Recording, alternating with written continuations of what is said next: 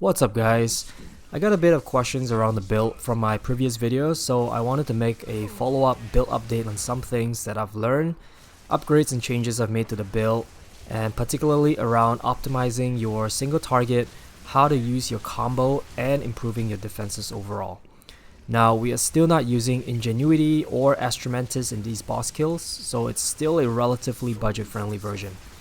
Also, I'd like to shout out Ali and Fubgun who are also playing this build and whom I've drawn inspiration from as I slowly upgrade this build into the endgame. Now, regular mapping is a no-brainer for this build, it just simply trivializes it. Most people, including myself, are struggling with pinnacle bosses and single target, because this requires some minimal setup and also an understanding of how the build works to get going. So in this video, I'm going to go over all that, and hopefully by the end of it, it will help you understand how your build works and optimize the playstyle. This is a max difficulty Zesh, and it's a good representation of what you can expect on this budget in terms of damage and survivability.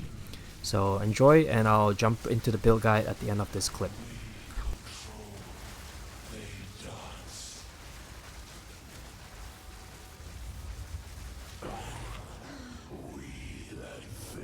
Alright, first things first, if you notice we have a pretty big ES pool here, and this is an idea that I got from Fubgun, is that we are running Azira's Disdain for the gaining 30% of max life as max energy shield.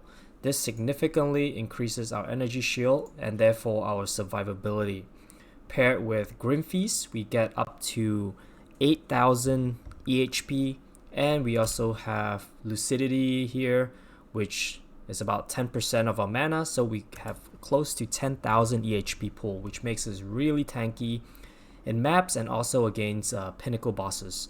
So that is one of the main changes I've made, is I was able to fit this in. You do need to balance your resistances because this helm does not have any resistance. So ideally we want to switch this out to percent attributes and plus all elemental resistances. That will help us cap our resistances more easily. But for now, I was able to fit them in and get cap resist by adding some resistances on my getting a 2-socket Hoa here, and also just that's mainly the things I did. And the other thing is I included a weapon swap with penetration and also 12% increased weapon damage per 5 strength.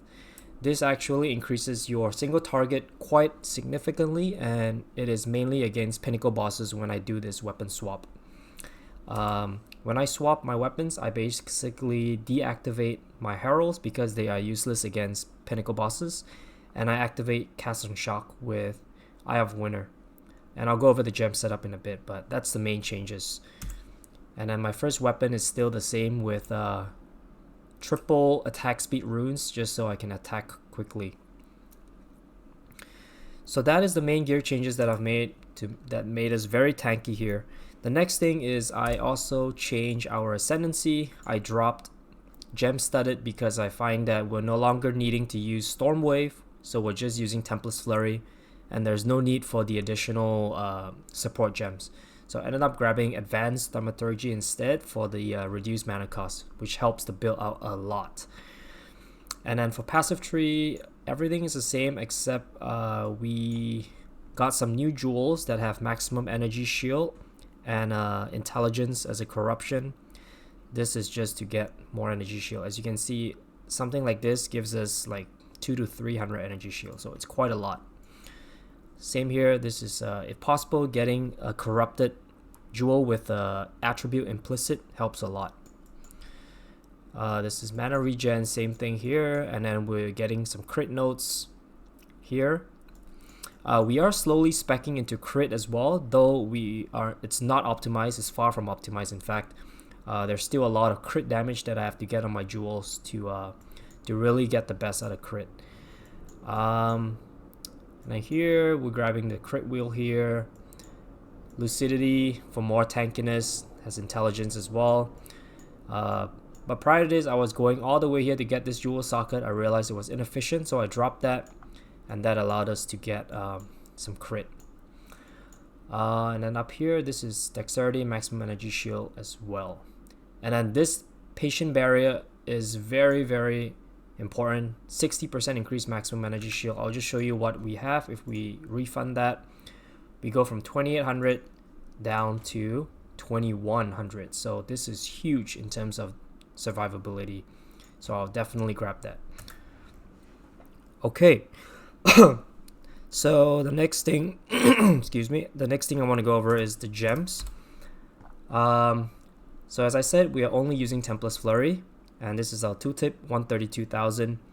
The links are Martial Tempo, Crescendo, and Rage. I started using Rage because I needed to use Primal Armament for my Tempest Bell, so I put in Rage now. And we attack so fast that we built 30 Rage rather quickly. Lightning Penetration, and the last link I rotate between Electrocute when I'm bossing and Bullseye when I'm mapping. Bullseye gives you 50% more accuracy, which is huge. If you look at our accuracy rating here, it goes from 98 down to, where is that at? Am I blind? I don't see my accuracy rating. Okay, well, you get a lot of accuracy from that, which causes you to attack a lot faster, and it's better for mapping. But for bossing, I use Electrocute.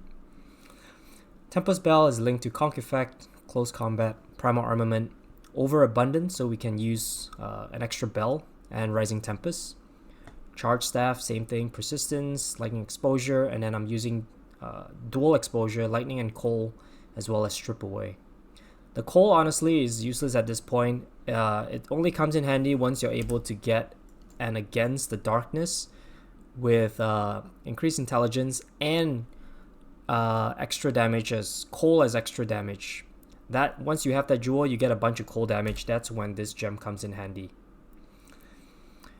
Herald of Ice, same thing, Lightning Infusion, Magnified, Conduction, and Innervate. Herald of Thunder to Coal, Glaciation, Ice Bite, Lightning Mastery. Hand of Chiyula, Curses Conductivity and Voltaic Mark, and Heightened Curse. Combat Frenzy to Profusion, Green Feast to Clarity, and then we have a Cast and Shock on our weapon swap with Eye of Winter, Inspiration, and Impetus. So that's the main gem setup. Now, the playstyle. I'm going to include some clips here to show you how it works, but you have to understand charge generation and charge staff when because they contribute significantly to your single target DPS. Charge staff needs power charge to activate, and how we generate power charges is through Combat Frenzy, which says that you gain a frenzy charge when you freeze, electrocute, or pin an enemy.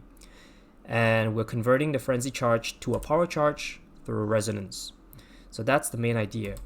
Now, how do we freeze, electrocute, or pin? We definitely don't freeze because we don't do any cold damage, and we don't pin as well. So we have to electrocute an enemy.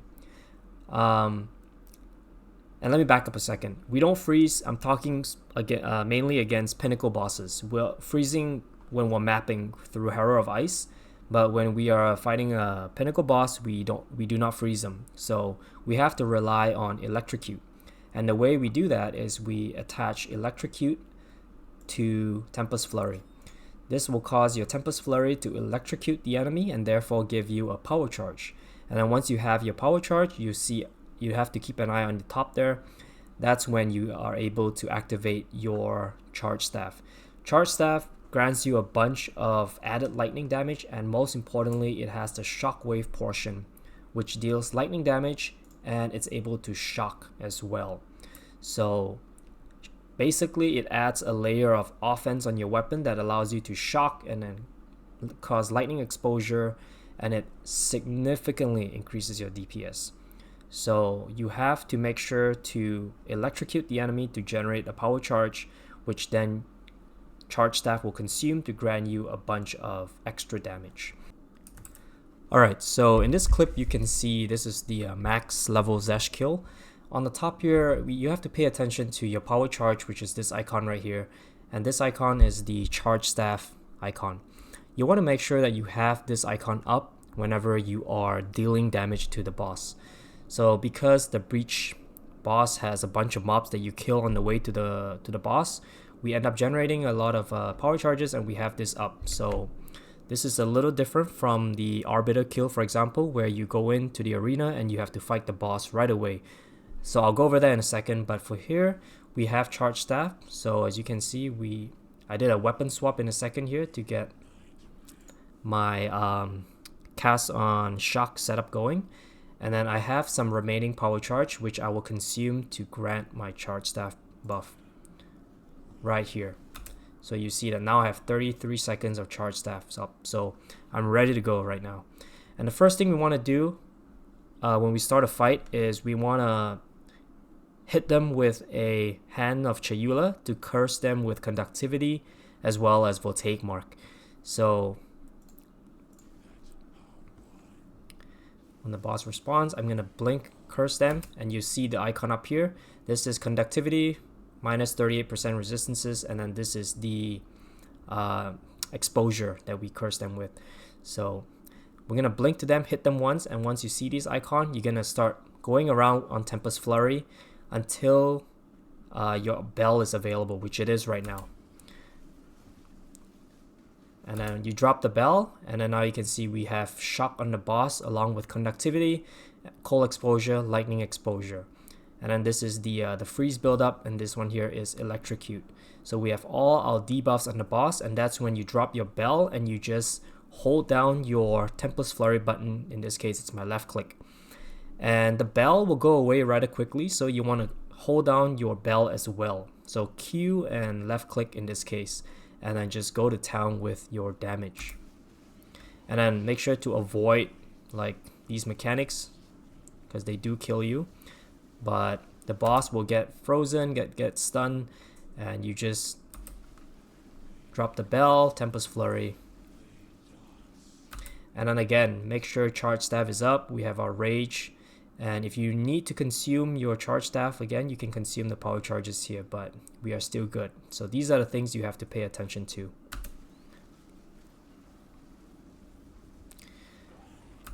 Alright, and that's it. Okay.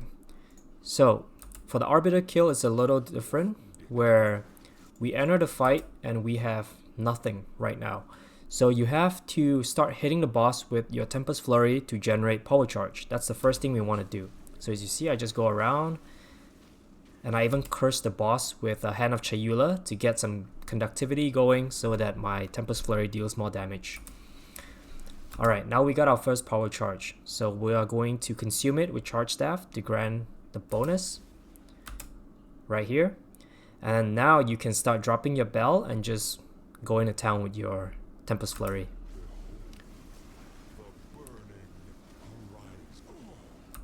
So that's the idea.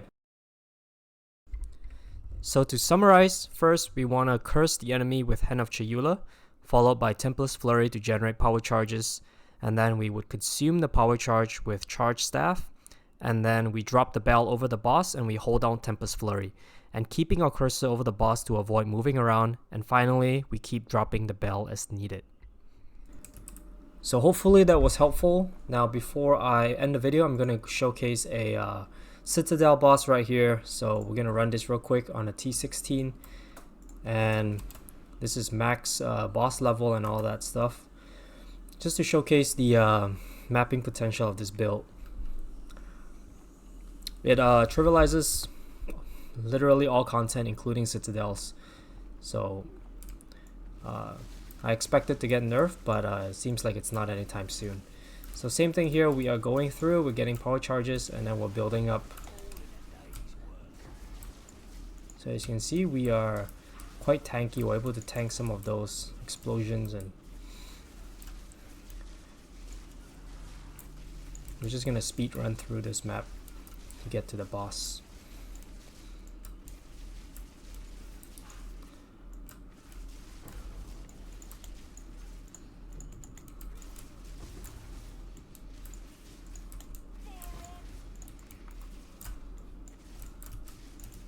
Oh, we gotta kill these on the way.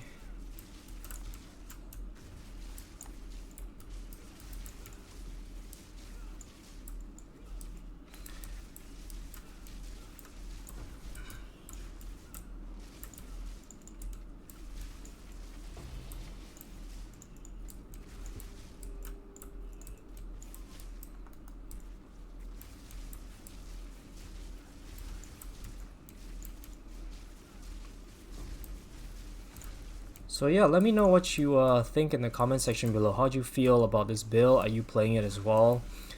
Are you feeling the same overpoweredness that I am? And if you have any feedback, you know, I've got a lot of useful feedback in the comments that I've implemented into my build. So